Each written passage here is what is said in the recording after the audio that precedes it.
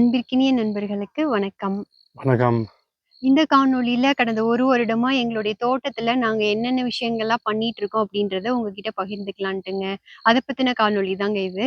தற்சார்பு வாழ்க்கை அப்படின்றது மற்றவர்களை எதிர்பார்க்காம நம்மளுடைய தேவைகள கூடுமான வரைக்கும் நாமளே பூர்த்தி பண்ணிக்கிறது தாங்க. இப்ப டக்குன்னு சில காணொளிகள் பார்த்துட்டு, நான் தற்சார்பு வாழ்க்கைக்கு வரேன் அப்படின்னு சொல்லிட்டு வந்துர முடியாது. இதுக்கு சரியான புரிதல் அவசியமா இருக்குங்க. குறிப்பா கணவன், மனைவி 2 பேத்துக்குமே இந்த புரிதல் இருக்கணும். புரிதல் அப்படின்றது இங்க சமுதாயத்த பத்தின புரிதல், கல்வி முறைகள பத்தின புரிதல், பொருளாதாரத்த பத்தின புரிதல், இயற்கை பத்தின புரிதல் இது எல்லாமே அவசியமா இருக்கு. தற்சார்பு வாழ்க்கை அப்படின்றது இன்னொருத்தரோட உதவி இல்லாம வேணா நம்மளால இருக்க முடியும். ஆனா, இயற்கை பற்றிய புரிதலும், இயற்கையோட இயைந்த வாழ்க்கையும் தான் தற்சார்பு வாழ்க்கை. வாங்க காணொளிக்குள்ள போலாம். எங்களுக்கு வனவிலங்குகள் தொல்லை இருக்கிறதுனால முதல்ல வேலி போட்டுக்கிட்டோம். அதுவும் உயிர் வேலியா இருக்கட்டும்னு கிழுவை வேலி போட்டிருக்கோம். டிராக்டர்ல உழவு செய்துட்டோம். கிறிஸ்டியனுக்கு அந்த சமயத்துல காட்டு பண்ணி குத்துனதுனால கை ஜவ்வு பழுதடைந்துருச்சு. கிட்டத்தட்ட 6 மாத காலம் அவர் ஓய்வுல தான் இருந்தாரு. அதனால வேலை ஆட்களை வச்சு மேட்டு பாத்தி அமைச்சோம். இப்படிலாம் பண்ணவே கூடாது, இப்படி போய் யாராவது பண்ணுவாங்களா, என்னம்மா இப்படி பண்ணுறீங்களேம்மா அப்படின்ட்டு எங்களுக்கு மேட்டு பாத்தி பிடிச்சி கொடுத்தாங்க. எங்கள் வீட்டுக்கு யார் வேலைக்கு வந்தாலும் என்ன இப்படி குப்பை போட்டு வச்சுருக்கீங்க, இந்த ஊர்லெலாம் இப்படிலாம் போட மாட்டாங்கன்னு டென்ஷன் ஆவாங்க. பாத்திலாம் பார்த்திங்கன்னா 2 அடி அகலம், பாதையும் 2 அடி வச்சு நாங்கள் அமைச்சிக்கிட்டோம். ஏன்னா 3 அடி 4 அடி நாங்கள் போடும்போது நாமக்கல்ல எங்களுக்கு அந்த களை எடுக்கும் போது பிரச்சனை வந்தது. அதனால இது எங்களுக்கு சரியா இருக்கும்ட்டு தோணுச்சு. அந்த மாதிரி நாங்கள் அமைச்சுக்கிட்டோங்க. வீட்டுக்கு வடக்கு பக்கமாக காய்கறி செடிகளும் மேற்கு பக்கமாக பழமரங்களும் வச்சிடலாம் அப்படின்ட்டு திட்டமிட்டு பாத்திகள் அதுக்கு ஏற்ற மாதிரி பிடிச்சிருந்தோம். பழமரங்களுக்கு 10 அடி இடைவெளியில குழிகள் எடுத்துக்கிட்டோம். நிறைய பேரை நாங்கள் கூப்பிட்டு பார்த்தோம், யாருமே வரல. அப்புறம் கிறிஸ்டியனே எல்லா குழிகளையும் பொறுமையாக எடுத்தாரு. இருமடிப்பு பாத்தி முறையில் பழமரங்களெல்லாம் நட்டோம். குழி ஒன்றுக்கு ஒன்று எடுத்தாலும் அதை சுற்றி ஒரு 4க்கு 4 இல்லைன்னா 5க்கு 5 மாதிரி மூடாக்கு போடும்போது அந்த மண்ணெல்லாம் பொலப்பொலப்பாக மாறி மழை பொழியும் போது மழை நீர் வழிஞ்சு ஓடாமல் அந்த குழியிலேயே நம்மளால் சேகரித்து வச்சுக்க முடியுங்க. 1 வருடம் கழிச்சு இப்போதான் முதல்ல ஒரு பப்பாளி அறுவடை பண்ணினோம். பயிர் வகைகள் தாங்க கொஞ்சம் வேலை அதிகம். அதை எல்லாத்தையும் சேகரித்து நல்லா காய வச்சு அதை நல்லா அடித்து பயிரையும் குப்பைகளையும் பிரிக்கணும். இப்போ அவரைக்கொட்டையெல்லாம் இப்படி அடிக்கணும். இது கொள்ளு, இது துவரம் பருப்பு. இந்த வேலை பார்த்தீங்க அப்படின்னா மிகப்பெரிய ஸ்ட்ரெஸ் பஸ்டர். உங்களுக்கு பிடிக்காதவங்களை நினச்சி சும்மா அடின்னு அடித்து நவுத்து தோலை உரித்து தொங்க விட்டிங்கன்னா எப்படி இருக்கும் அப்படி நினச்சிட்டு அடிச்சிங்கன்னு நீங்கள் வேலை சுலபம். அதுக்கப்புறம் புடைக்கணும். தூசெல்லாம் போய் ஒரு உருவத்துக்கு கொண்டு வரதுக்குள்ளே நாக்கில் நுர தள்ளிடுறதுலாம் கிடையாதுங்க, நாக்கே தள்ளிடும். ஆரம்பத்தில் இந்த எல்லா வேலைகளுமே ரொம்ப மலைப்பாக இருந்தது. இதெல்லாம் நான் செய்யக்கூடிய வேலையே இல்லை அப்படின்ட்டு தான் என் மனசு சொல்லிக்கிட்டே இருந்தது. அதை கண்டுக்காமல் நான் வேலை செய்ய ஆரம்பித்து இப்போது நல்லாவே பழகிடுச்சுங்க. ஒன்றும் பெரிய விஷயமா தெரியலை. நம்மளுடைய பொருள்களை நாமளே பண்ணும்போது அது ஒரு மாதிரி ஊக்கமாக இருக்குது. அது நல்லா இருக்குது செய்யும்போது.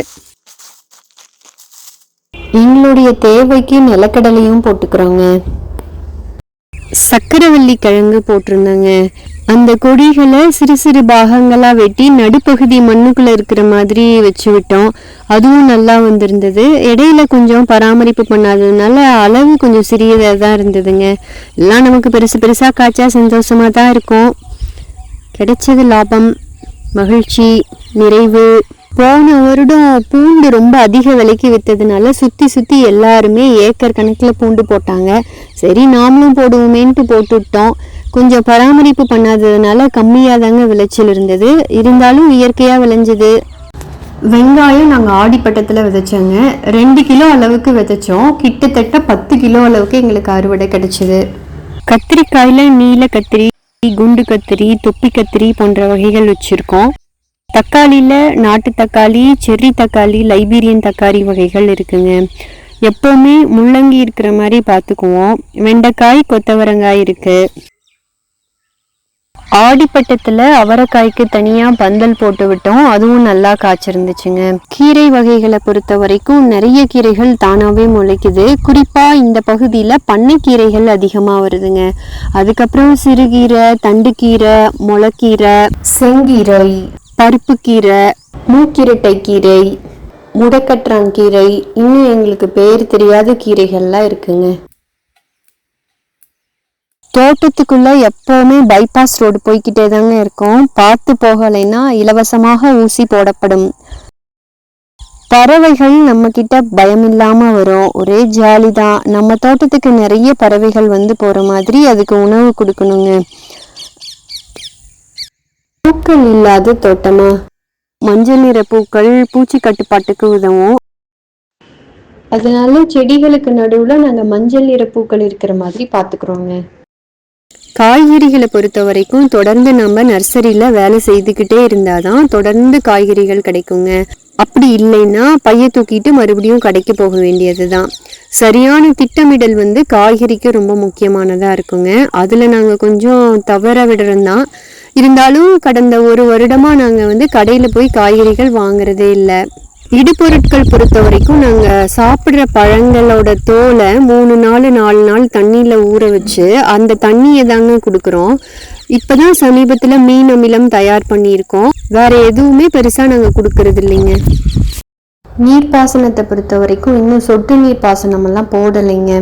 இந்த மாதிரி பூவாளிலையும் டியூப்லேயும் தாங்க கொடுத்துட்ருக்கோம். மூடாக்கு தாங்க அதிக அளவுல போடுறதுக்கு முயற்சி பண்ணுவோம். மூடாக்கு போடுறத பத்தி தான் நம்மாழ்வார் ஐயா ஒவ்வொரு மேடையிலையுமே வலியுறுத்துவாரு. ஒரு பாத்தியில அறுவடை முடிஞ்சிருச்சுன்னா சுத்தம் பண்ணி பலதானிய விதைப்பை விதைச்சு விட்டுருவோம். இல்லைன்னா எதுவுமே போடாம அப்படியே போட்டுருவோம். ஓய்வு எடுக்கிட்டோம்ல, அதுக்கும் ஓய்வு வேணுமில்ல.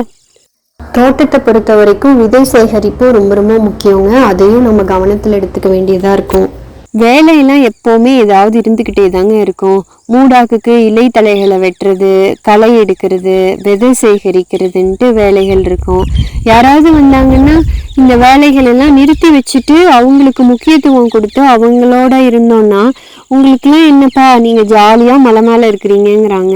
உங்களுக்குலாம் எப்படியோ பொழுது போயிடுது அப்படின்றாங்க. அமைதியாக சிரிச்சுக்கிட்டே கடந்து போயிட வேண்டியதாங்க. இந்த காணொளி உங்களில் ஒரு சிலருக்கு ஊக்கமளிக்கக்கூடியதாக இருந்திருக்கும்ன்ட்டு நான் நினைக்கிறேன். உங்களுக்கு இதில் ஏதாவது சந்தேகங்கள் இருக்குது அப்படின்னாக்கா நீங்கள் கேளுங்க. உங்களோட கேள்விக்கு ஏற்ற மாதிரி அடுத்தடுத்த காணொளிகள் நான் போடுறேங்க. இந்த காணொளி உங்களுக்கு பயனுள்ளதாக இருக்கும்ன்ட்டு நாங்கள் நம்புகிறோம். பயனுள்ளதாக இருந்ததுன்னா உங்களுடைய நண்பர்களுக்கும் உறவினர்களுக்கும் பகிருங்க. மிக்க நன்றி. வணக்கம்.